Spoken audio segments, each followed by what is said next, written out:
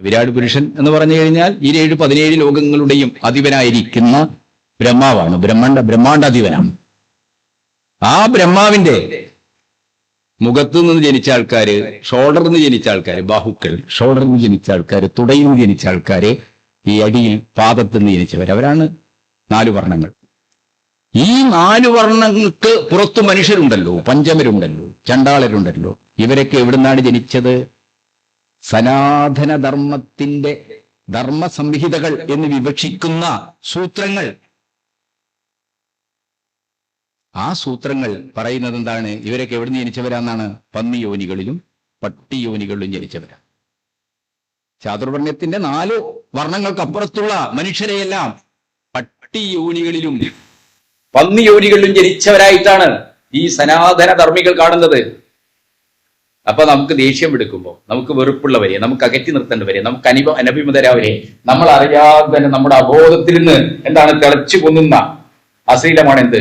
ഈ നായിന്റെ മോനെ, പന്നിന്റെ മോനെ എന്നൊക്കെ. അപ്പോ ഇന്ത്യയുടെ, ഞാൻ ഇത് കഴിഞ്ഞാല് കേദാമോദനെ കുറിച്ചൊരു പ്രഭാഷണം കൂടി നടത്താൻ പോകും. ഇന്ത്യയുടെ ആത്മാവിനെ കുറിച്ചും ഭാരത ചിന്തയെക്കുറിച്ചും ഒക്കെ ഏറ്റവും ഗൗരവാവഹമായി മാർക്സിസ്റ്റുകളുടെ പക്ഷത്തു നിന്ന് ദേവിപ്രസാദ് ചതോപതിയെ കഴിഞ്ഞാൽ ഏറ്റവും ശ്രദ്ധേയമായ, ഏറ്റവും സൂക്ഷ്മമായ ഇടപെടൽ നടത്തിയിട്ടുള്ള ഒരു ദിഷണാശാലിയാണ് കേദാമോദർ. ആ കേദാമോദരന്റെ പുസ്തകങ്ങൾ വായിക്കുമ്പോൾ നമുക്ക് ഇന്ത്യൻ പാരമ്പര്യത്തിന്റെ, പൗരാണികതയുടെ, സംസ്കൃതിയുടെ അടിസ്ഥാനമായി പറയുന്ന ധർമ്മസംഹിതകൾ, കേദാമോദരൻ അതിന്റെ ചരിത്രപരതയിൽ പരിശോധിക്കാൻ ആരംഭിക്കും. ആ ധർമ്മസംഹിതകൾ എത്രത്തോളം പ്രതിലോമകരമാണ് എന്നാണ് കേദാമോദരൻ പറഞ്ഞു വെക്കാൻ ശ്രമിക്കുന്നു. ഇവിടെ ജയരാജേട്ടൻ ഈ പുസ്തകത്തിന് അതിന്റെ ആമുഖം ഉൾപ്പെടെ 14 ലേഖനങ്ങളുണ്ട്. കനപ്പെട്ട അപഗ്രഥനാത്മകമായ 14 ലേഖനങ്ങൾ. ഈ ആമുഖത്തിൽ ജയരാജൻ തുടങ്ങുന്നത് ഹിന്ദുത്വത്തെ സംബന്ധിച്ച ഒരു സൈദ്ധാന്തികമായ ഒരു അവതരണത്തിലൂടെയല്ല, മറിച്ച് അദ്ദേഹം കതിരൂർ ഹൈസ്കൂളിൽ പഠിക്കുന്ന കാലത്ത്, ഹൈസ്കൂളിൽ നിന്ന് ഒരു 10th എത്തുമ്പോൾ നമ്മൾ ട്രൗസർ മാറ്റും, അതൊക്കെ മുണ്ടിലേക്ക് മാറും. അപ്പോഴാണ് ഈ ട്രൗസർ എന്ന് മുണ്ടെന്ന് മാറുന്ന ഒരു കാലാണ് ഈ സാധാരണ ഒരു മലയാളിയുടെ ഈ സാമൂഹ്യ ആശയങ്ങളെയും ചരിത്രഭാവനയൊക്കെ രൂപപ്പെടുത്തുന്ന സംഭവങ്ങൾക്ക്, ആ രൂപപ്പെടുത്തുന്നതിന് നിമിത്തമാകുന്ന ഒരുപാട് സംഭവങ്ങൾ, ജീവിതാനുഭവങ്ങളിലൂടെ കടന്നു പോവുകയാണ്. ജയരാജൻ ഈ പുസ്തകത്തിൽ അതിന്റെ ആമുഖത്തിൽ പറയുന്നത്, അദ്ദേഹം ജഗന്നാഥ ടെമ്പിൾ തലശ്ശേരിയിൽ പോവുക. അപ്പൊ അവിടെ എന്താണ്, അദ്ദേഹത്തെ 2 പേര് പിടിച്ചു വെക്കുക, തടഞ്ഞു വെക്കുക. എന്നിട്ട് അദ്ദേഹത്തിന്റെ ആരാണ് പേര് ചോദിക്കുകയാണ്. വിശ്വാസം വരാതെ എന്ത് ചെയ്യാണ്? മുണ്ടഴിച്ചുമല്ല, സുന്നത്ത് ഇതിപ്പോഴും ഇന്ത്യയിൽ വ്യാപകമായിട്ട് സുന്നത്ത് ചെയ്തിട്ടുണ്ടോ എന്ന് നോക്കുക. ഇത് സംഭവിച്ചത് എവിടെയാണ്? നാരായണ ഗുരു ജാതിക്കും മതത്തിനൊക്കെ അതീതമായി മനുഷ്യർ ജാതിഭേദമോ മതദേശമോ ഒന്നുമില്ലാതെ സോദരത്വേന കഴിയുന്ന ഒരു മാതൃകാസ്ഥാനം വിഭാവനം ചെയ്ത് അരുവിപ്പുറത്തിന് ശേഷം പ്രതിഷ്ഠ നടത്തിയ സ്ഥലമാണ് ഇവിടെ ജഗന്നാഥ ടെമ്പിൾ. അവിടെയാണ്. അപ്പോ ജയരാജൻ ആ പുസ്തകത്തിൽ പറയുന്നത് അവിടെ എന്താണ്? മുഹമ്മദിയർക്ക് പ്രവേശനമില്ല എന്നൊരു ബോർഡ് വെച്ചിട്ടുണ്ട്. അപ്പൊ സ്വന്തം നമ്മുടെ ഒരു ശൈശവം കഴിഞ്ഞ് ബാല്യം, ആ കൗമാരത്തിലേക്കൊക്കെ മാറുന്ന ഒരു കാലമാണ് ഈ ഹൈസ്കൂൾ കാലം എന്ന് പറയുന്നത്. അപ്പൊ ആ ഒരു കാലത്താണ് ജയരാജന് RSS എന്താണ്, ഹിന്ദുത്വം എന്താണ് എന്ന് സ്വന്തം അനുഭവത്തിലൂടെ തന്നെ തിരിച്ചറിയാനും അതിനെക്കുറിച്ച് കൂടുതൽ അന്വേഷിക്കാനുമുള്ള പ്രേരണയുണ്ട്. ചിന്ത, ആശയം, അതുമായി ബന്ധപ്പെട്ട ദൈക്ഷണികത എന്നൊക്കെ പറയുന്നത് ചില ഇൻസ്റ്റിങ്ക്റ്റുകൾ നമ്മളുണ്ട്. ആ നൈസർഗിക ചോദന, തന്റെ അനുഭവത്തിൽ നിന്ന് ഇതെന്താണ്, ഇതിനെ പ്രതിരോധിച്ചേ പറ്റൂ എന്നൊരു ബോധം അദ്ദേഹത്തിന് ഉണ്ടാകും. അവിടെ നിന്ന് അദ്ദേഹം ഒരു മുഴുസമയ രാഷ്ട്രീയ പ്രവർത്തകർ, ഒരു ഫുൾ ടൈമറാണ് ജയരാജൻ. ഒരു ഫുൾ ടൈമർക്ക് ഗവേഷണാത്മകമായി ലേഖനം എഴുതാൻ പറ്റുമോ, പുസ്തകം എഴുതാൻ പറ്റുമോ എന്ന് ചോദിച്ചാൽ അത് കുറച്ച് പാടാണ്. ആവശ്യമായ പുസ്തകങ്ങൾ പരിശോധിക്കാനും വിവരങ്ങൾ ശേഖരിക്കാനും ഫീൽഡിൽ പോയി അന്വേഷിക്കാനും എന്നൊക്കെ പറയുന്നത് കുറച്ച് ബുദ്ധിമുട്ടുള്ള കാര്യം, പ്രത്യേകിച്ച് ഉയർന്ന സംഘടന ഉത്തരവാദിത്തങ്ങൾ വഹിക്കുന്ന ഒരാളെ സംബന്ധിച്ചു. പക്ഷെ സംഘടനാ ഭാരങ്ങളുടെയും രാഷ്ട്രീയ ചുമതലകളുടെയും ബുദ്ധിമുട്ടുകളുള്ളപ്പോ തന്നെ അതിനെയെല്ലാം മറികടന്നുകൊണ്ട് ഇത്തരമൊരു പുസ്തകത്തിന്റെ രചനയിലേക്ക് ജയരാജേട്ടനെ എത്തിച്ചത് ഹിന്ദുത്വം എന്നത്, അതിന്റെ പ്രത്യയശാസ്ത്രം എന്ന സനാതന ധർമ്മം എന്നത് ആഴത്തിൽ തന്നെ പരിശോധിച്ചറിഞ്ഞാൽ മാത്രമേ അതിനെ പ്രതിരോധിക്കാൻ കഴിയൂ എന്ന രാഷ്ട്രീയ ബോധമാണ്. ആ രാഷ്ട്രീയ ബോധത്തിൽ നിന്നുകൊണ്ടാണ് അദ്ദേഹം ഈ പുസ്തകത്തിലെ ഓരോ ലേഖനവും തയ്യാറാക്കിയിട്ടുള്ളത്. CPM-ൽ 23-ാം പാർട്ടി കോൺഗ്രസ് അനുവദിക്കുന്നത് 23-ാം പാർട്ടി കോൺഗ്രസ് അംഗീകരിച്ച പ്രത്യയശാസ്ത്ര രേഖയിൽ രാഷ്ട്രീയ പ്രമേയം, ആ രാഷ്ട്രീയ പ്രമേയം അടിവരയിട്ട് അക്കമിട്ട് പറയുന്ന ഒരു കാര്യം എന്ന് പറയുന്നത് ഹിന്ദുത്വം ഒരു പൊതുബോധമായി മാറിക്കൊണ്ടിരിക്കുക. അതിനെ പ്രതിരോധിക്കാൻ കഴിയണം. അതിനെ എങ്ങനെ പ്രതിരോധിക്കാൻ കഴിയും? അതിനെ വെല്ലുവിളി പൊതുയോഗങ്ങൾ കൊണ്ട് മാത്രം പ്രതിരോധിക്കാൻ പറ്റും? ഇല്ല. RSSനെ തെരുവിൽ മൈക്ക് കെട്ടി പ്രസംഗിച്ച് മാത്രം പ്രതിരോധിക്കാൻ കഴിയും. അതിനപ്പുറത്ത് RSS എങ്ങനെയാണ് അവരുടെ ഹിന്ദുത്വം നമ്മുടെ പൊതുബോധമാക്കി മാറ്റിക്കൊണ്ടിരിക്കുന്നത്, അതിന്റെ അടിസ്ഥാനം എന്താണ്? അതിന് ചരിത്രത്തിൽ നിന്നും നമ്മുടെ പുരാതന പൗരാണിക സംസ്കൃതികളിൽ നിന്നും അവര് അടിസ്ഥാനമാക്കി വെച്ചിരിക്കുന്ന ആശയങ്ങൾ, പാരമ്പര്യം, അതൊക്കെയാണ് ഈ ധർമ്മസംഹിത. അതെന്താണ് എന്ന് പഠിക്കണം. ഈ പുസ്തകത്തിൽ RSSന്റെ കേരള അജണ്ടയെ സംബന്ധിച്ച് മണിസാറിന്റെ ഈ ശിവഗിരി സംഭവങ്ങളുടെ പശ്ചാത്തലത്തിൽ ശിവഗിരിക്കുമേൽ തീമേഘങ്ങൾ എന്ന പുസ്തകത്തെ അവലംബമാക്കിക്കൊണ്ടാണ് ആദ്യ ലേഖനം. ആ ലേഖനത്തിന്റെ തലക്കെട്ട് തന്നെ എന്താണ്? ഗ്രേറ്റ് ഡിസൈൻ ആണ്. RSS കേരളത്തെ ആകെ തങ്ങളുടെ ഒരു പരിധിയിലേക്ക് കൊണ്ടുവരാൻ ആവശ്യമായ ഒരു രൂപകൽപ്പന, ഒരു ഗ്രേറ്റ് ഡിസൈൻ നടക്കും. ആ ഗ്രേറ്റ് ഡിസൈൻ അവർ കണ്ടത് ഇതിൽ രണ്ടുപേരുടെ സംഭാഷണങ്ങൾ ഉദ്ധരിക്കുന്നുണ്ട്. അതിലൊന്ന ആരാണ്? ചെങ്കോട്ടുകൂടം സരസ്വതി സ്വാമി. സ്വാമി നിങ്ങൾക്ക് അറിയോന്നറിയില്ല, ഈ ജനം TV ആരംഭിച്ച ആളാണ്. കേരളത്തിൽ ഹിന്ദുത്വത്തിന് ഒരു പ്രബോധന ചാനലുണ്ടാകും. അതുകൊണ്ട് എന്താണ് ഒരു ജനൻ TV എന്ന് പറയുന്ന TV ഈ കേരളത്തിൽ ആരംഭിക്കുന്നത്. അതിന്റെ നിക്ഷേപ സമാഹരണത്തിനൊക്കെ സ്വാമി തന്നെയാണ് മുൻകൈ. ആ സ്വാമി ശാശ്വതികാനന്ദ സ്വാമിയോട് സംസാരിക്കുന്ന ഒരു സംഭാഷണത്തിൽ ഉദ്ധരിച്ചു. എന്താണ് ശാശ്വതികാനന്ദയോട് സ്വാമി പറയുന്നത്? നമ്മൾ രണ്ടുപേരും ഒന്നിച്ചാൽ എന്ന് പറഞ്ഞാൽ ഹിന്ദുത്വ മഠങ്ങളും കേരളത്തിലെ പൊതുബോധത്തിൽ വലിയ സ്വാധീനം ചെലുത്തുന്ന ചരിത്രപരമായി തന്നെ ഒരു നവോത്ഥാന ശക്തിയായി നിലനിൽക്കുന്ന SNDP-യുടെ ഒരു ആത്മീയ കേന്ദ്രമാണല്ലോ ശിവഗിരി. ആ രണ്ടു മഠങ്ങളും ഒന്നിച്ചു കഴിഞ്ഞാൽ കേരളം നമ്മുടെ കയ്യിൽ. ആരുടെ കയ്യിൽ? ഹിന്ദുത്വത്തിന്റെ കൈകളിലായിരിക്കും. ആ രീതിയിൽ അവർ നടത്തിയ ഒരു ഗ്രേറ്റ് ഡിസൈന്റെ വിശദാംശങ്ങൾ ഈ പുസ്തകത്തിൽ പറയുന്നുണ്ട്. ശിവഗിരിയിലെ ബ്രഹ്മവിദ്യാലയം എന്ന് പറയുന്നത് ഗുരുദർശനങ്ങൾ പഠിപ്പിക്കാനുള്ളതാണ്. മനുഷ്യരെല്ലാവരും ഒന്നാണെന്നും മതമേതായാലും മനുഷ്യൻ നന്നായാൽ മതി എന്നുമുള്ള ഉദാത്തമായ ആദർശ സംഹിതകളാണ് ഗുരുവിന്റെ ദർശനം എന്ന് പറയുന്നത്. അത് സംസ്കൃത യാഗവിധികളെ, തന്ത്രവിധികളെ വെല്ലുവിളിച്ച് ഈഴവനായ നാടു നടത്തിയ അരുവിപ്പുറം പ്രതിഷ്ഠയിലൂടെ ലോകത്തിന് കാണിച്ചു കൊടുത്ത ദർശനം. അരുവിപ്പുറത്ത് പ്രതിഷ്ഠ നടത്തിയ ശേഷം ഗുരു അവിടെ എഴുതി വെച്ചത് ജാതിഭേദം മതദേശം ഏതുമില്ലാതെ സർവരും സോദരത്തേന വാഴുന്ന മാതൃകാസ്ഥാനമാണ് ജീവിതം. ഇന്നിപ്പോ നമ്മുടെ നാട്ടിലെ പ്രതിഷ്ഠകൾക്ക് ശേഷം അവിടെ ആദ്യം വെക്കുന്ന ബോർഡ് ഏതാ? ഫ്ലക്സ് മുനിസിപ്പാലിറ്റിക്കാരൊക്കെ നിരോധിച്ചുകൊണ്ട് മറ്റ് രീതിയിൽ വെക്കുന്ന ബോർഡ് ഏതാ? പ്രഭാത പൂജ, ഉച്ചപൂജ, വൈകുന്നേരത്തെ പൂജ എന്നൊക്കെ പറയുന്ന അതിന്റെ റേറ്റ. ഇന്ത്യ മഹാരാജ്യത്തെ വർഗീയതയുടെ തീരങ്ങളിലേക്ക് തള്ളിവിട്ട പ്രശ്നമാണ്. ഇന്ന് ഹിന്ദുത്വത്തെ അധികാരത്തിലെത്തിച്ച പ്രശ്നമാണ് ബാബരി മസ്ജിദ്. ആ ബാബരി മസ്ജിദ് 400 ചില്ലാനം വർഷക്കാലം അയോധ്യയിലെ മുസ്ലിങ്ങൾ തലമുറകളായി നിസ്കരിച്ചു. അയോധ്യ എന്ന് പറയുന്നത് ഫൈസാബാദ് കൂടി ചേർന്ന ഇരട്ട നഗരമാണ് അയോധ്യ. ഫൈസാബാദിലെ അയോധ്യയിലെ മുസ്ലിങ്ങൾ നിസ്കരിച്ചു കൊന്ന പള്ളിയാണ്. ആ പള്ളി തർക്ക പ്രശ്നമാക്കി തകർത്ത്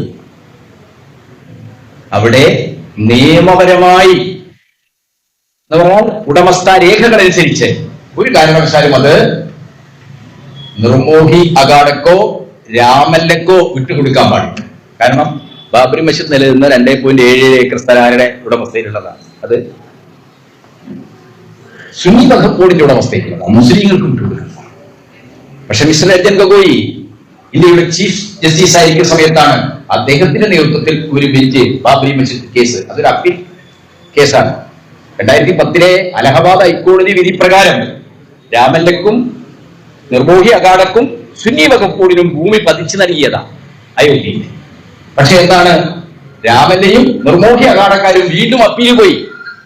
ആ അപ്പീൽ കേസിൽ വിധി പറയാൻ വേണ്ടിയിട്ടാണ് തിടുക്കപ്പെട്ട് ചീഫ് ജസ്റ്റിസ് ആയിരുന്ന മിസ്റ്റർ രഞ്ജൻ ഗൊഗോയിയുടെ നേതൃത്വത്തിൽ ഒരു ബെഞ്ച് കോൺസ്റ്റിറ്റ്യൂട്ട് ചെയ്ത് ആ ബെഞ്ച് ഇതിൽ നടത്തിയ വിധി പ്രസ്താവന അങ്ങേയറ്റം നീതിരഹിതമായിരുന്നു എന്ന് പറഞ്ഞു കഴിഞ്ഞാൽ ആ വിധിയിൽ തന്നെ പറഞ്ഞു ബാബറി മസ്ജിദ് നിലനിൽക്കുന്ന സ്ഥലത്തിന്റെ ഉടമാവകാശം രേഖകളനുസരിച്ച് മുസ്ലിങ്ങൾക്ക്. പക്ഷേ ഹിന്ദുക്കൾ വിശ്വസിക്കുന്നത് അവിടെയാണ് രാമൻ ജനിച്ചത്. അപ്പൊ നമ്മൾ ഇത് കേട്ടാൽ എന്ത് ധരിക്കണം? ഈ രഞ്ജൻ ഗൊഗോയി ഈ രാമന്റെ ഒക്കെ പേറ്റെടുത്ത മിഡ്വൈഫ് ഒക്കെ ആയിട്ട് ബന്ധമുണ്ടായിരുന്ന ആളാണ്. നമ്മൾ സൂതി കർമ്മിണി എന്ന് പറയും. ഈ സൂതി കർമ്മിണിയായിട്ട് ഇവരുള്ള ബന്ധമുണ്ടായിരുന്ന അവരിൽ നിന്ന് നേരിട്ട് കേട്ടതാണ് അവിടെയാണ് രാമൻ ജനിച്ചത്. രാമൻ 13 ലക്ഷം വർഷങ്ങൾക്ക് മുമ്പ് ത്രേതായുഗത്തിൽ രാമായണം എന്ന ഇതിഹാസിക കാവ്യമനുസരിച്ച് അയോധ്യയിൽ ജനിച്ച ഒരാളാണ്. ഡോക്ടർ റോമർ തപ്പർ കോടതിയെ വിശകലനം ചെയ്തുകൊണ്ട് വളരെ വിശദമായിട്ട് ത്രേതായുഗവും ഈ വിധി പറഞ്ഞ 2019 വർഷവും തമ്മിലുള്ള വ്യത്യാസം, ത്രേതായുഗം എന്ന് പറയുന്നത് തന്നെ ഒരു മിത്തിക്കൽ ഉൽപ്പന്നമാണ്, ഒരു ഐതിഹ്യപരമായ ഒരു കാലഘട്ടം മാത്രമാണ് ത്രേതായുഗം.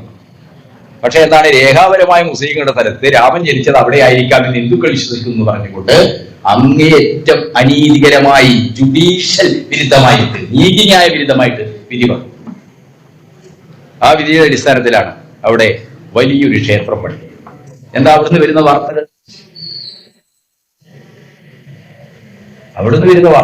ആയിരക്കണക്കിന് കോടികൾ കാണിക്ക, വെള്ളിക്കട്ടികൾ, സ്വർണ്ണക്കട്ടികൾ എല്ലാം RSS ചമ്പത്രായി എന്ന് പറയുന്നത് വിശ്വ ഹിന്ദു പരിഷത്തിന്റെ അഖിലേന്ത്യാ വൈസ് പ്രസിഡന്റാണ്. അദ്ദേഹമാണ് ഈ ട്രസ്റ്റിന്റെ general secretary. Mister Anil Mishra Vishwa Hindu പരിഷത്തിന്റെയും RSSന്റെയും നേതാവാണ്. ഇവരെല്ലാം RSSന്റെ പ്രചാരകന്മാര്, ആജീവനാന്ത പ്രചാരകന്മാർ. ഇവിടെ നമ്മുടെ ഈ തെക്കേ ഇന്ത്യയിൽ നിന്ന് ഒരാളുണ്ട്, ഗോപാൽ റാവു. അദ്ദേഹം RSSന്റെ ജനറൽ സെക്രട്ടറി ആയിട്ടുള്ള മിസ്റ്റർ ഹോസ്റ്റലയുടെ അനന്താക്ഷി സൂക്ഷിക്കുകയാണ്. അപ്പൊ RSS കോൺസ്റ്റിറ്റ്യൂട്ട് ചെയ്ത ഒരു ട്രസ്റ്റ്, ശ്രീരാമ ജന്മഭൂമി തീർത്ഥ ട്രസ്റ്റ്, ആ ട്രസ്റ്റിന്റെ ആളുകൾ അവിടെ വരുന്ന ഭക്തരുടെ ഭക്തരുടെ സംഭാവനകൾ, കാണിക്കകൾ, സ്വർണം, വെള്ളി എല്ലാം കൊള്ളയടിച്ച പണം എന്താണ് അവര് എവിടേക്ക് കൊണ്ടുവെക്കല്ലേ? അത്ര അബദ്ധമൊന്നുമില്ല. ഏറ്റവും മോഡേൺ ആയിട്ടുള്ള പണം പെരുപ്പിക്കുന്ന ഷെയർ മാർക്കറ്റിലും അതേപോലെ തന്നെ റിയൽ എസ്റ്റേറ്റിലും ഒക്കെ നിക്ഷേപിക്കും. ഇതാണ് RSSന്റെ ഭക്തിയും വിശ്വാസവും. പക്ഷേ ജീവിതത്തിൽ തങ്ങളുടെ പരിദേവനങ്ങൾ, സങ്കടങ്ങൾ നേരിട്ട് ഉണർത്തിക്കാൻ, ജാതി ഐക്യത്താൽ, വർണ്ണാശ്രമധർമ്മങ്ങളാൽ ഭാഗ്യം ലഭിച്ചിട്ടില്ലാത്ത മനുഷ്യർക്ക് വേണ്ടിയാണ് നാരായണ ഗുരു അരുവിപ്പുറത്ത് വിഗ്രഹപ്രതിഷ്ഠ. അവിടെ ജാതിഭേദവും മതദേശവും ഇല്ലാതെ എല്ലാവർക്കും ഒന്നിച്ചു പോയി പ്രാർത്ഥിക്കാം, ദൈവത്തോട് തങ്ങളുടെ സങ്കടങ്ങൾ, പരിദേവനങ്ങൾ ഉണർത്തിക്കാം. അപ്പൊ എന്താ ഇവിടുത്തെ ബ്രാഹ്മണ പ്രമാണിമാർ പറഞ്ഞത്? ഈ നാടുവിനെ സംസ്കൃതയാഗവിധി പ്രകാരമുള്ള തന്ത്രവിധികൾ അറിയുമോ? പൂജാവിധി വിധികൾ അറിയുമോ? ഈ പുസ്തകത്തിൽ ഒരിടത്ത് ക്ഷേത്ര ചൈതന്യ രഹസ്യം എന്നാണ് പി മാധവന്റെ, RSR പി മാധവജി എന്നാ പറയുന്നത്. ഞങ്ങളുടെ നാട്ടുകാരാണ്, കോഴിക്കോട്ടുകാരനാണ് ഈ മാധവജി. അദ്ദേഹമാണ് ഈ ബാലസംഘം ഇവരുടെ ഈ ബാലഗോകുലം പ്രസ്ഥാനം കോഴിക്കോട്ട് ആദ്യമായി ആരംഭിക്കുന്നത് ഈ മാധവിജിയാണ്. കണ്ണഞ്ചേരിക്കാരനാണ് കോഴിക്കോട്. അപ്പൊ ക്ഷേത്രം എന്ന് പറയുന്നത് ബ്രാഹ്മണർക്ക് മാത്രം കൈകാര്യം ചെയ്യൽ. വേദം അറിയുന്നവർ ബ്രാഹ്മണർ, വേദം അറിയാനും ആർക്കേ അവസരമുള്ളൂ? ബ്രാഹ്മണർക്ക്. അപ്പൊ ബ്രാഹ്മണ്യത്തിന്റെ കൽപ്പനകളെ, ശാസ്ത്രങ്ങളെ, ധർമ്മശാസ്ത്രങ്ങളെ, തന്ത്രവിധി സംബന്ധിച്ച സംസ്കൃത അറിവുകളെ ചോദ്യം ചെയ്യുകയാണ് നാരായണ ഗുരു ചെയ്തത്. അതുകൊണ്ട് അന്നത്തെ ഈ സംസ്കൃത പണ്ഡിതന്മാരെല്ലാം ചേർന്ന് ബ്രാഹ്മണ്യ പ്രമാണിമാരെല്ലാം ചെയ്യുന്നത് നാരായണ ഗുരുവിനെ വലിയ രീതിയിൽ അതിശയിച്ചു. അപ്പൊ നാരായണ ഗുരു അതിലൊന്നും പ്രകോപിതനായില്ല.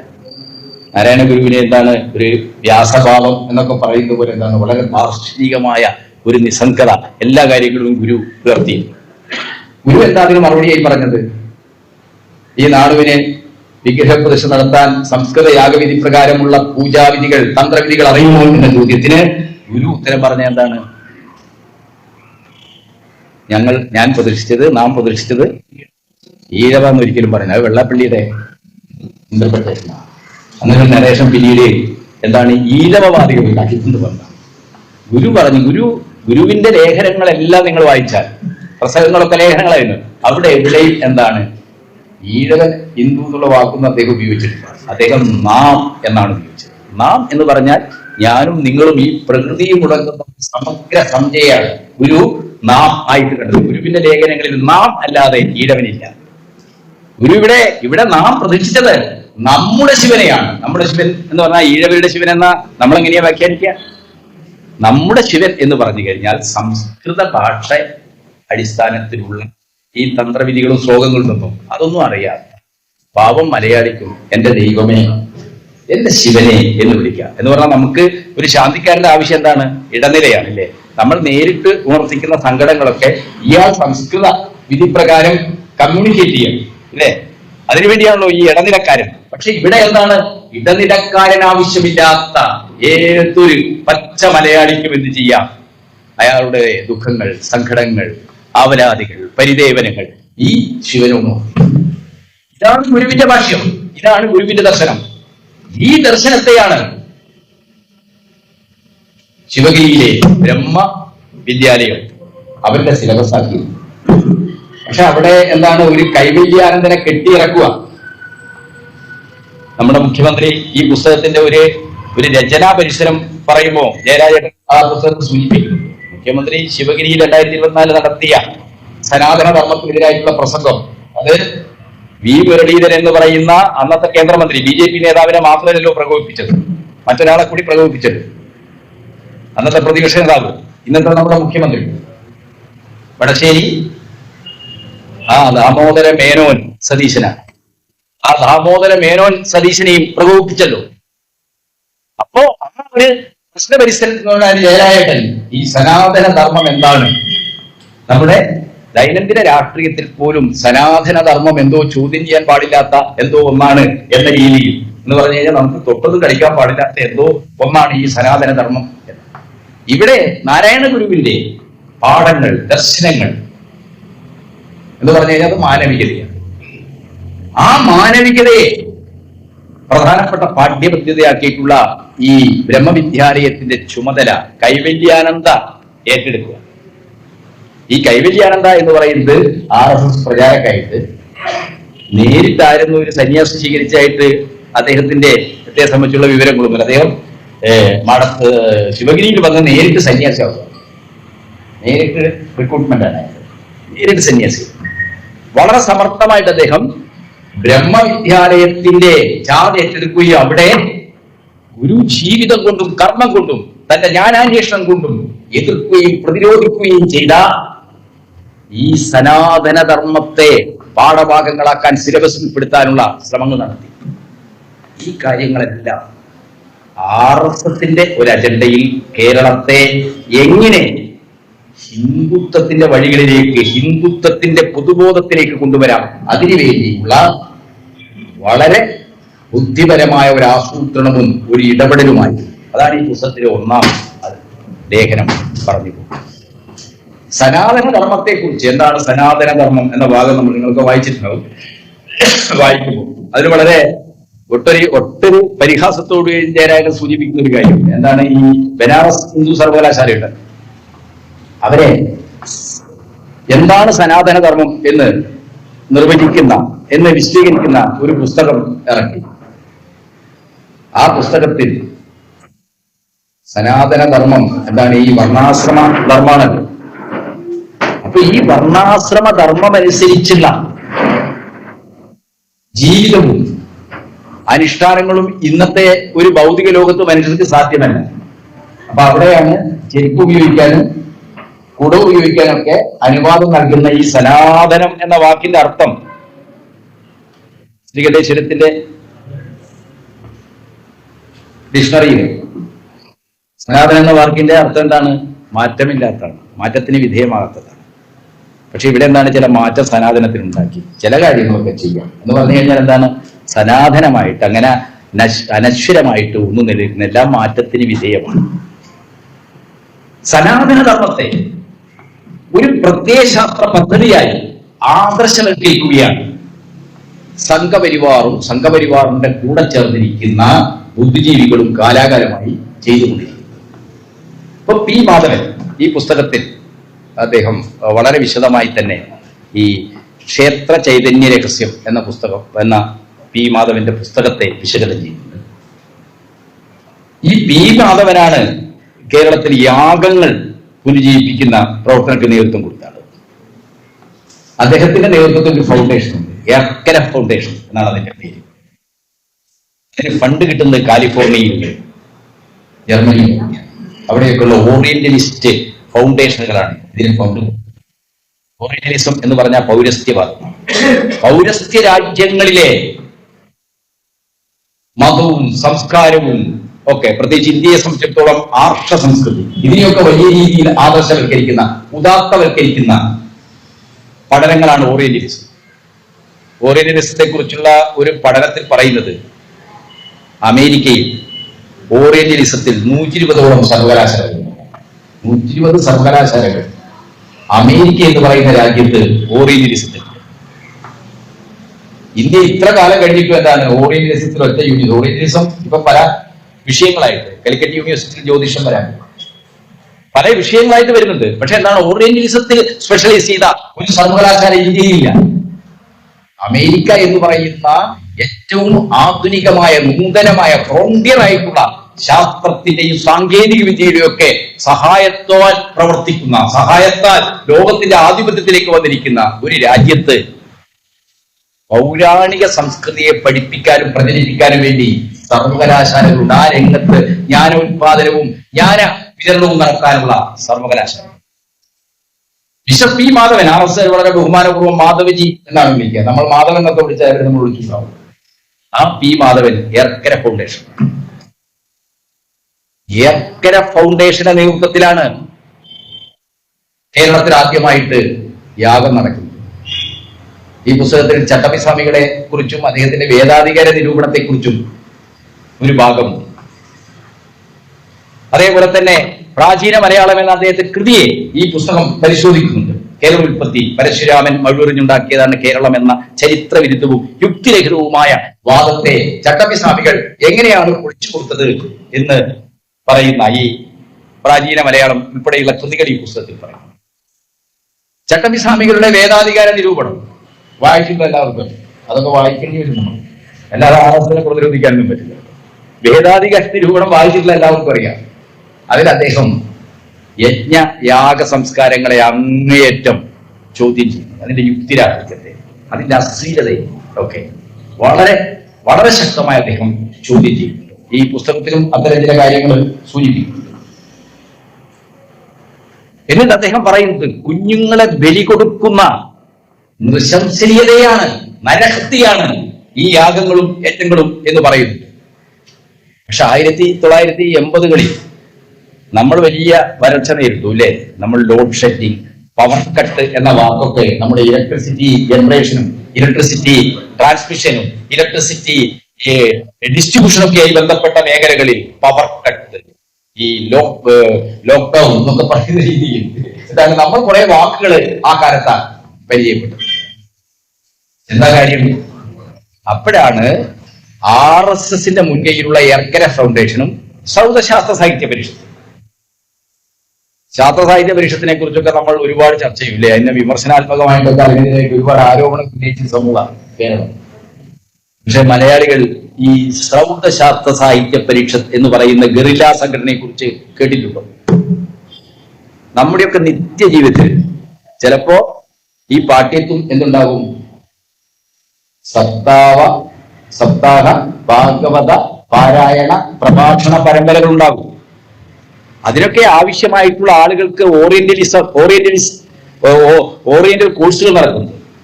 അവരെ പരിശീലിപ്പിക്കുന്നതിനൊക്കെ ആവശ്യമായിട്ടുള്ള ഈ സനാതന ധർമ്മം എന്ന് പറയുന്ന അത്യന്തം പ്രതിലോമകരമായ ഒരു പ്രത്യയശാസ്ത്രത്തിന്റെ പ്രചാരണത്തിന്, അതിന്റെ വിന്യാസത്തിന് ആവശ്യമായ റിസോഴ്സസ് ഉണ്ടാക്കുന്ന സ്ഥാപനത്തിന്റെ പേരാണ് സൗദശാസ്ത്ര സാഹിത്യ പരിഷത്ത്. ആ സൗദശാസ്ത്ര സാഹിത്യ പരിഷത്തിന്റെ രക്ഷാധികാരിയായിരുന്നു മരിക്കുന്നതുവരെ നമ്മുടെ അസ്തിത്വം. ഇതിനൊക്കെ പണം വരുന്നത് അമേരിക്കയിൽ നിന്നും ജർമ്മനിയിൽ നിന്നും UK നിന്നൊക്കെയാണ്. വലിയ രീതിയിലുള്ള വിദേശ ഏജൻസികളുടെ പണം പറ്റിക്കൊണ്ടാണ് ഇത് പോകുന്നത്. മഴ പെയ്യിക്കാൻ വേണ്ടി ഇവിടെ യാഗം വന്നൂല്ലേ? തിരുവനന്തപുരത്ത്, തൃശ്ശൂരിലെ കുണ്ടൂര് ഒക്കെ യാഗം വന്നു. ഇതിന്റെയൊക്കെ തന്നെ ഒരു യുക്തിരാഹിത പ്രാചീന കാലത്തെ ഇരുണ്ട ആചാരങ്ങൾ, അനുഷ്ഠാനങ്ങൾ പുനരുജ്ജീവിപ്പിക്കുന്നതിന്റെ ഒരു യുക്തിരാഹിത്യത്തെ കുറിച്ച് ഗൗരവമായ ആലോചനകൾ മലയാളി അക്കാലത്ത് നടത്തിയില്ല. ഇതിലൂടെയൊക്കെ തന്നെയാണ് ഇപ്പോ വളരെ ആചാരബദ്ധമായ ഒരു സമൂഹമായി നമ്മൾ മാറിയിരിക്കുന്നത്. എതിർക്കാൻ പറ്റും. ഞാൻ മാതൃഭൂമി ഓൺലൈനിൽ കഴിഞ്ഞ ദിവസം കണ്ടത് 25 ലക്ഷം തീർത്ഥാടകരാണ് ഈ വർഷം 25 ലക്ഷം. കർണാടകയിൽ നിന്നാണ് ഏറ്റവും കൂടുതൽ ആളുകൾ വരുന്നത്. അതിന്റെ ഒരു പൊല്യൂഷനെ കുറിച്ച്, അവിടെ ഈ അഴുക്കുകളും ഈ മാലിന്യങ്ങളൊക്കെ നിറയുന്നതിനെ കുറിച്ചാണ് ലേഖനം. പക്ഷെ നമ്മൾ ആലോചിച്ചുകൊണ്ട് നമ്മുടെ തൊട്ടടുത്ത് 25 ലക്ഷം തീർത്ഥാടകർ വരികയാണ്. നല്ല കാര്യമാണ്. അതിന്റെ ഒരു ടൂറിസം, ഒരു പിൽഗ്രിമേജ് ടൂറിസത്തിന്റെ ഒക്കെ ഒരു സൗകര്യമുണ്ട്, സാധ്യതയുണ്ട്, വരുമാനമൊക്കെ ഉണ്ട്, ശരിയാണ്. പക്ഷെ എങ്ങനെയാണ് ദക്ഷിണകാശി ഇങ്ങനെ പ്രചരിപ്പിക്കപ്പെട്ടത്? നമ്മളാരും ദക്ഷിണകാശിയെ കുറിച്ച് സംസാരിച്ചിട്ടുണ്ടോ? ദക്ഷയാഗത്തെ കുറിച്ചൊന്നും നമ്മളാരും സംസാരിച്ചിട്ടില്ല. പക്ഷെ നമ്മൾ അറിയാതെ നമ്മുടെ ബ്രാഞ്ചുകളും ലോക്കൽ കമ്മിറ്റികളും മഹിളാ അസോസിയേഷനും SFIയും DYFKയും ഒക്കെ പ്രവർത്തിക്കുന്ന മേഖലകളിലും യൂണിറ്റുകളിലുമൊക്കെ നമ്മൾ അറിയാതെ ഈ സാമൂഹ്യ മാധ്യമങ്ങളുടെ ഏറ്റവും ജനകീയ ബന്ധങ്ങളുള്ള ശൃംഖലയാണ് ഇത്, വാട്സപ്പ് ഗ്രൂപ്പുകൾ. മലയാളിയുടെ 77% ആളുകൾ എന്താണ് വാട്സപ്പ് ഗ്രൂപ്പുകളുടെ അഭിപ്രായ രൂപീകരണം. പത്രവായനയെ കുറിച്ച് ഒരു ബ്രിട്ടീഷ് ഏജൻസി നടത്തിയിട്ടുള്ള സർവേയിൽ പറയുന്നത് ഇന്ന് ലോകത്ത് ജനസംഖ്യയിൽ 67% ആളുകളും പത്രം വായിക്കുന്ന ഏക സമൂഹം കേരളം. യൂറോപ്പിൽ ഇത്രയധികം പത്രം വായിക്കുന്ന ആൾക്കാരില്ല. പക്ഷെ കേരളത്തിൽ അഭിപ്രായ രൂപീകരണത്തിൽ പത്രത്തെക്കാൾ ഏറെ ആളുകൾ ഇപ്പോൾ സ്വീകരിക്കുന്നത് എന്താണ്? വാട്സപ്പുകളാണ്. വാട്സപ്പുകളെ നമ്മളിപ്പോ യൂണിവേഴ്സിറ്റികളാണെന്ന് പറയാം. ഈ വാട്സപ്പിൽ വരുന്ന വിവരങ്ങളാണ് എന്ത്, ഈ ചർച്ചയ്ക്ക് വരുന്ന ആൾക്കാർ വരെ, ചാനൽ ചർച്ചക്കൊക്കെ വരുന്ന ആൾക്കാർ വളരെ ആധികാരികമായ ഗ്ലിംസസ് ഓഫ് വേൾഡ് ഹിസ്റ്ററിയൊക്കെ ഉദ്ധരിക്കുന്ന പോലെ, ഇന്ത്യയെ കണ്ടതിനെ ഉദ്ധരിക്കുന്ന പോലെ, മൂലധനമൊക്കെ ഉദ്ധരിക്കുന്ന പോലെ വാട്സപ്പിൽ വരുന്ന വിവരങ്ങളാണ് ആളുകൾ അവരുടെ ആർഗ്യുമെന്റിനെ ആധാരമായിട്ട് പറഞ്ഞുകൊണ്ടിരിക്കുന്നത്. ഈ വാട്സപ്പുകളിൽ എന്താണ്, സാധാരണ രാഷ്ട്രീയ വ്യവഹാരങ്ങളിൽ സംവാദങ്ങളിൽ ഒന്നും വരാത്ത സാധാരണക്കാരായ സ്ത്രീ പുരുഷന്മാർ അവരെന്താണ്, അവരുടെ ആശയ വിനിമയത്തിന്റെ, ആശയ രൂപീകരണത്തിന്റെ ഒക്കെ പ്രധാനപ്പെട്ട ഒരു വഴിയായിട്ട് വാട്സപ്പുകൾ മാറുകയാണ്. ഈ വാട്സപ്പുകളുടെ ഭൂതകാലത്തിന്റെ ഏറ്റവും പ്രാചീനം എന്ന് പറയാവുന്ന, യുക്തിരഹിതം എന്ന് പറയാവുന്ന, അസംബന്ധം എന്ന് പറയുന്ന എല്ലാ ആചാരങ്ങളും അനുഷ്ഠാനങ്ങളും ശക്തിപ്പെട്ടു വരിക, റിവൈവ് ചെയ്തു വരിക. ഈ പുസ്തകത്തിന്റെ ഒരു പ്രധാനപ്പെട്ട ഒരു കോണ്ടസ്റ്റ് എന്ന് പറയുന്നത് ഇന്ത്യയിൽ ലോകത്ത് സംഭവിച്ചുകൊണ്ടിരിക്കുന്ന ഈ റിവൈവലിസത്തിന്റെ പ്രത്യയശാസ്ത്ര അടിസ്ഥാനം എന്ത് ചെയ്യുന്നതാണ്. ആ പ്രത്യയശാസ്ത്ര അടിസ്ഥാനം എന്നതിനേക്കാണ് സനാതനധർമ്മം ഇതിൽ പരിശോധിക്കപ്പെടുന്നത്. സനാതനധർമ്മം എന്ന് പറയുന്നത് അത് മനുഷ്യത്വരഹിതമായ ചാതുർവർണ്ണ്യമല്ലാതെ മറ്റൊന്നുമല്ല. അത് ബ്രാഹ്മണ്യ അധികാരത്തിൽ അധിഷ്ഠിതമായ ജാതി ഉച്ചനീതത്വങ്ങളുടേതായ ഒരു വ്യവസ്ഥയല്ലാതെ മറ്റൊന്നുമല്ല. ഈ കാര്യങ്ങൾ ഇതിലെ എല്ലാ ലേഖനങ്ങളിലും പല തലങ്ങളിൽ സനാതന ധർമ്മം എങ്ങനെയാണ് നമ്മുടെ സമൂഹ മനസ്സിൽ പ്രവർത്തിക്കുന്നത് എന്നറിഞ്ഞുകൊണ്ട് കൃത്യമായി വിശദീകരിക്കാനുള്ള, വളരെ വിശകലനാത്മകമായി അനലറ്റിക്കലായി വിശദീകരിക്കാനുള്ള ഒരു ശ്രമമാണ് ജയരാജേട്ടൻ നടത്തിയിരിക്കുന്നത്.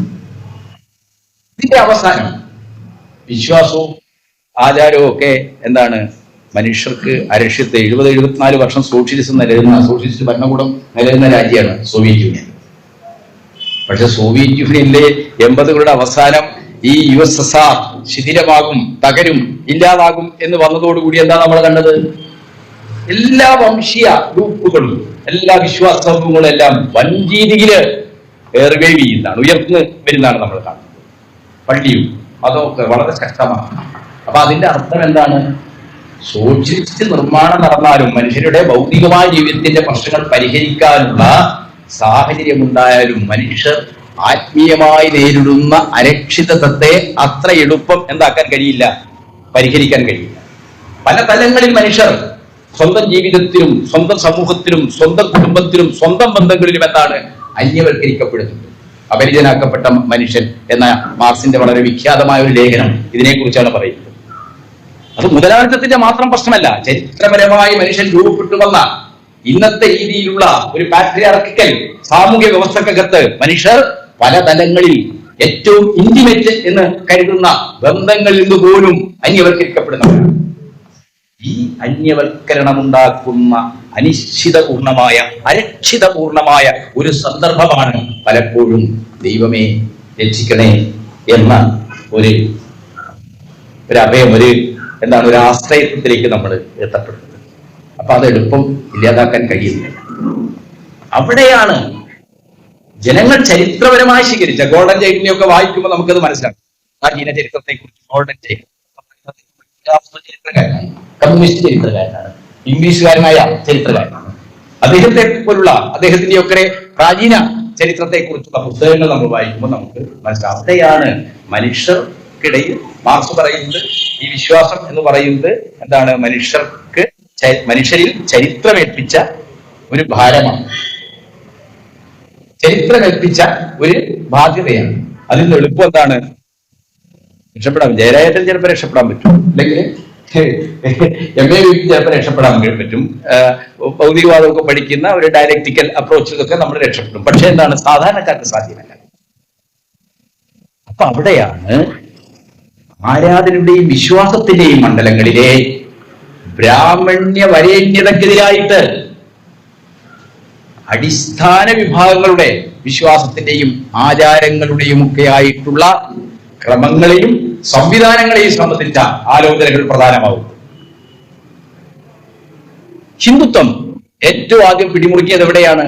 പരമ്പരാഗതമായി നമ്മുടെ സമൂഹത്തിൽ നിൽക്കുന്ന അടിത്തട്ടിൽ കിടക്കുന്ന ജനസമൂഹങ്ങളുടെ ആരാധനാലയങ്ങളിലും വിശ്വാസങ്ങൾക്കും എല്ലാ കാവുകളെയും അവർ ബ്രാഹ്മണവൽക്കരിക്കുകയാണ് ചെയ്യുന്നത്. ജയരാജന്റെ മറ്റൊരു പ്രധാനപ്പെട്ട സംഭാവന എന്ന് പറയുന്നത് ഈ വടക്കൻ കേരളത്തിലെ കാവുകളെ കുറിച്ചുള്ള പഠനം, അത്തരം ഒരു പുസ്തകം തയ്യാറാക്കുന്ന അദ്ദേഹം അതിന്റെ ഒരു എഡിറ്റ് ജോലി ഏറ്റെടുത്തു എന്നുള്ളതാണ്.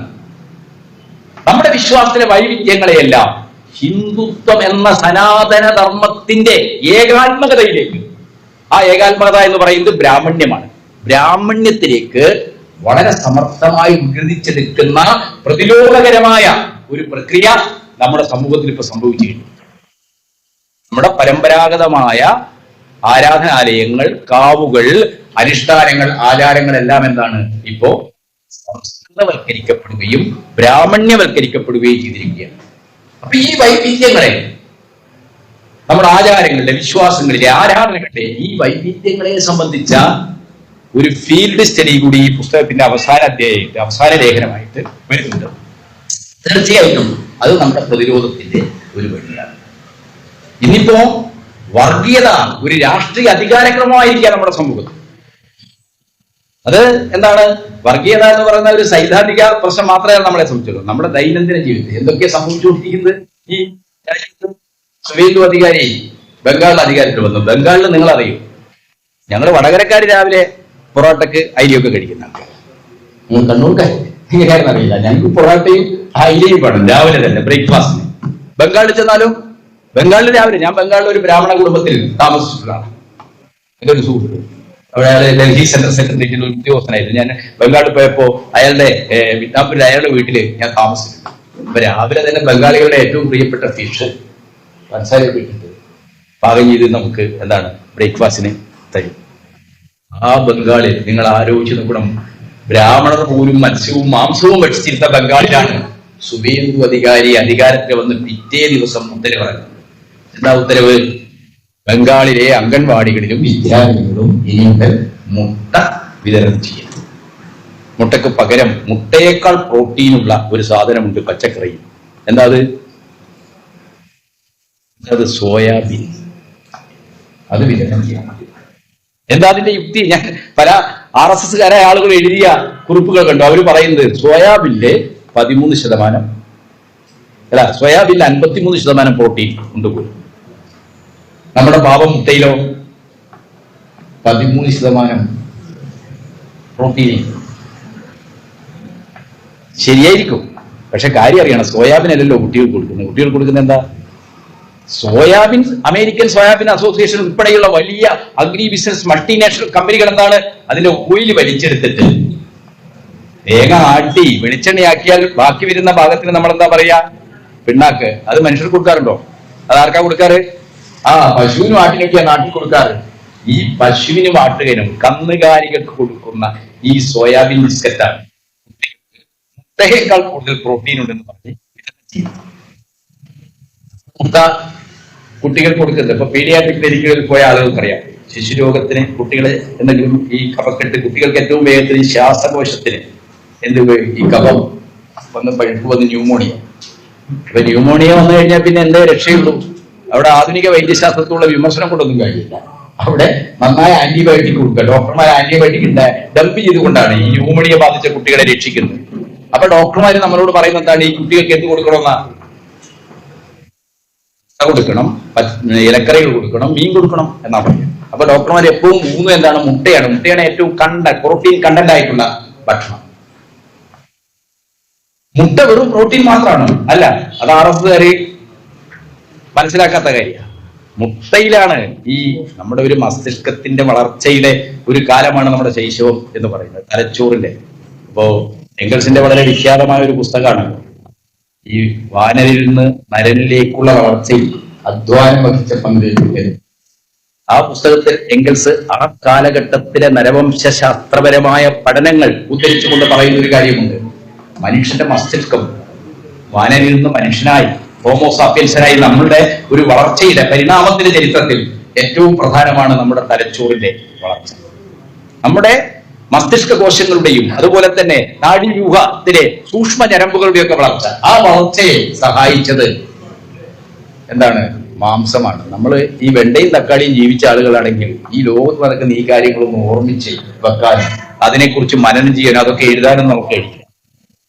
നമുക്കത് കഴിഞ്ഞ എന്തുകൊണ്ടാണ്? നമ്മുടെ മസ്തിഷ്കം ഈ വരുന്ന എത്ര വിവരങ്ങളാണ്, നമ്മുടെ ജീവിതത്തിൽ കണ്ട എത്ര മനുഷ്യരാണ്, എത്ര സ്ഥലങ്ങളാണ്, അവരെയൊക്കെ നമ്മുടെ ഓർമ്മകളില്ലേ?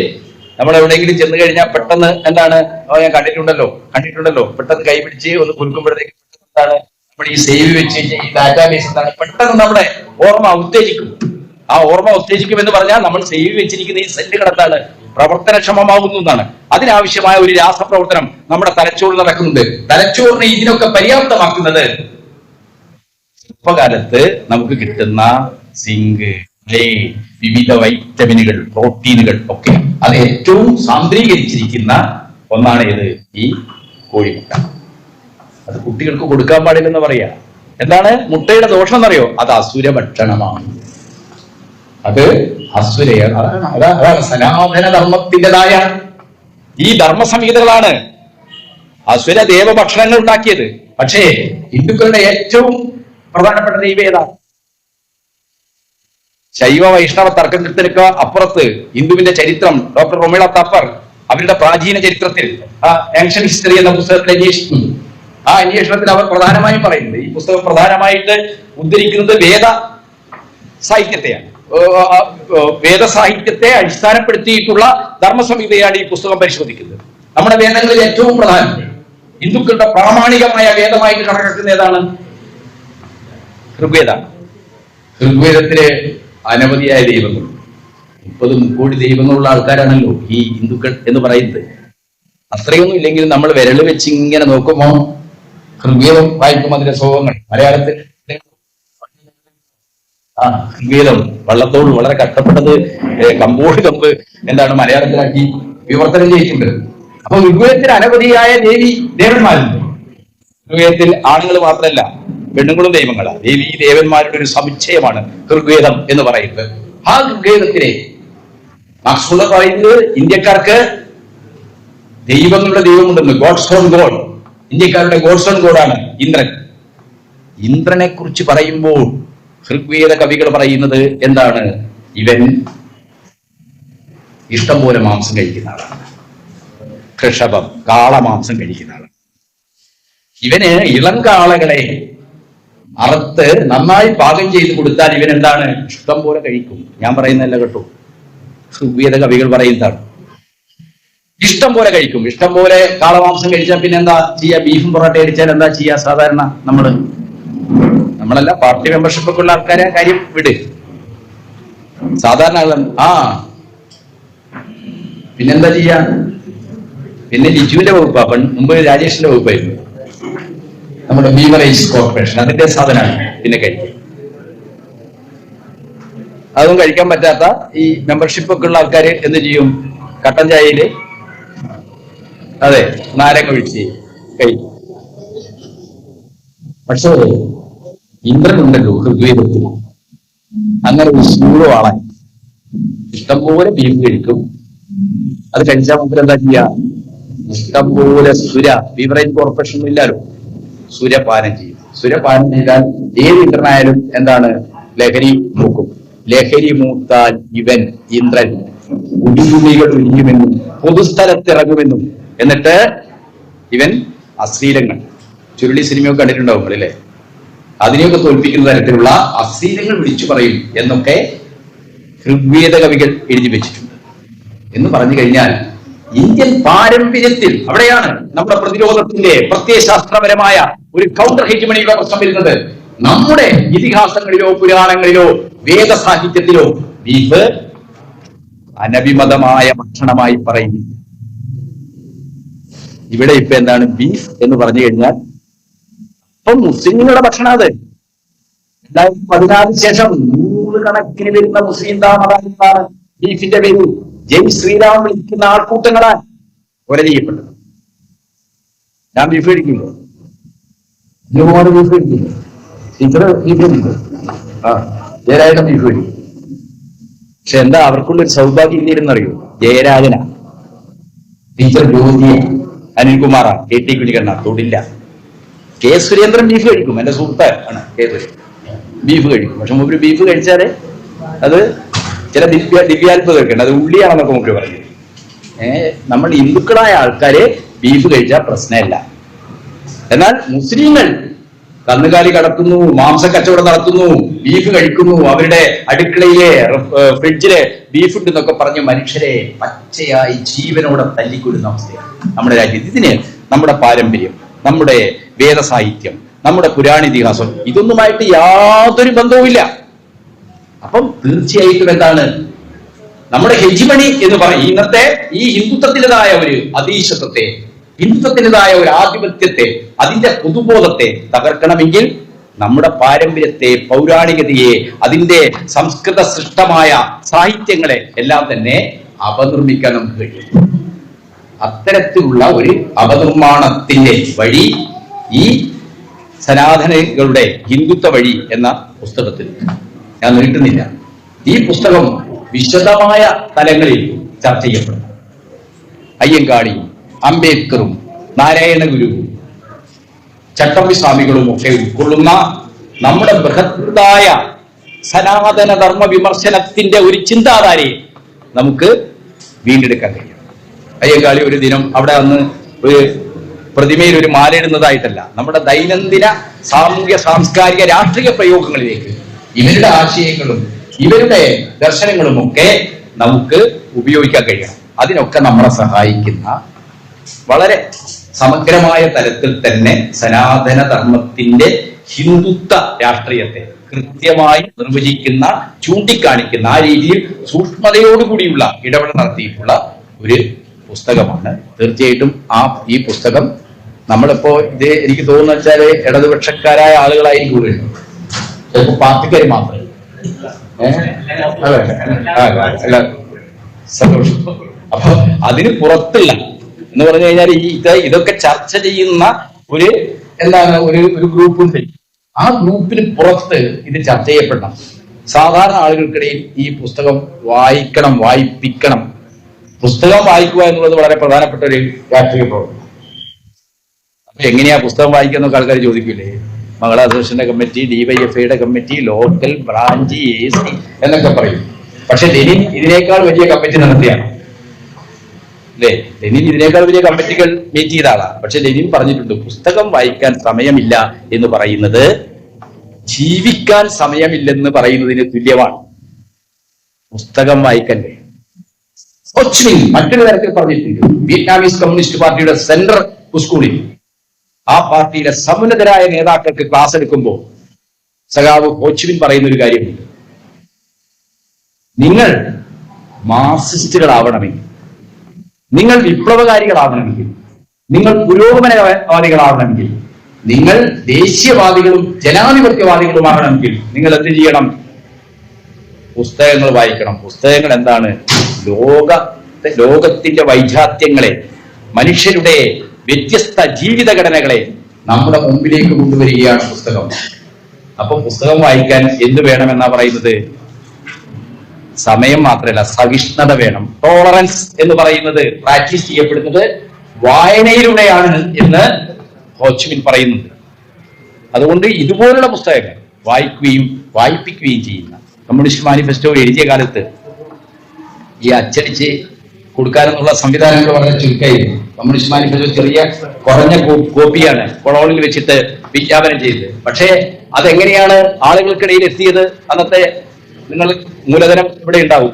മൂലധനമൊക്കെ വായിക്കുമ്പോൾ നിങ്ങൾ കാണും 1789 ശേഷം കമ്മ്യൂണിസ്റ്റ് മാനിഫെസ്റ്റോവിന്റെ വിജ്ഞാപന വർഷം വരെയുള്ള കാലത്തെ ലോക തൊഴിലാളി വർഗത്തിന്റെ സ്ഥിതിഗതികളെ കുറിച്ച് പറയുമ്പോൾ മാർക്സ് പറയുന്നുണ്ട്, മാനിഫെസ്റ്റോ ഏറ്റവും കൂടുതൽ ചർച്ച ചെയ്യാൻ കഴിഞ്ഞത് എന്താണ്? കത്തുകളിലൂടെയാണ്. എന്നിട്ട് മാനിഫെസ്റ്റോ വായിക്കുന്ന ഗ്രൂപ്പുകൾ ഉണ്ടാക്കുകയാണ്, റീഡിംഗ് ഗ്രൂപ്പുകൾ ഉണ്ടാക്കുകയാണ്. അപ്പോ അതൊക്കെ ഒരു പഴയ കാലത്തിന്റെ ഇപ്പൊ ഓൺലൈൻ സൗകര്യമൊക്കെ ഉണ്ട്. അതിനേക്കാൾ ഭംഗിയായിട്ട്, അതിനേക്കാൾ കാര്യക്ഷമമായിട്ട് ഇതൊക്കെ ചെയ്യാനുണ്ട്. അതുകൊണ്ട് ഈ പുസ്തകം വായിപ്പിക്കാൻ നമുക്ക് കഴിയണം. ആ രീതിയിൽ ഹിന്ദുത്വത്തിനെതിരായിട്ട്, അവരുടെ പ്രത്യയശാസ്ത്ര പദ്ധതിയായ സനാതന ധർമ്മത്തിനെതിരായിട്ടുള്ള വലിയൊരു പ്രതിരോധത്തിന്റെ, സംവാദത്തിന്റെ വഴികൾ തുറക്കാൻ നമുക്ക് കഴിയണം. അതുവഴി നമ്മുടെ സമൂഹത്തിൽ ബോധപൂർവം സൃഷ്ടിക്കുന്ന എല്ലാ തരത്തിലുമുള്ള ഭേദചിന്തകൾ, മനുഷ്യരെ പരസ്പരം അകറ്റുന്ന, വിഭജിക്കുന്ന സ്വത്വവാദത്തിൻ്റെതായിട്ടുള്ള വിഭജന യുക്തികളെ നമുക്ക് വളരെ ജനാധിപത്യപരമായി തുറന്നു കാണിക്കാനും അതിനെ ഒറ്റപ്പെടുത്താനും കഴിയണം.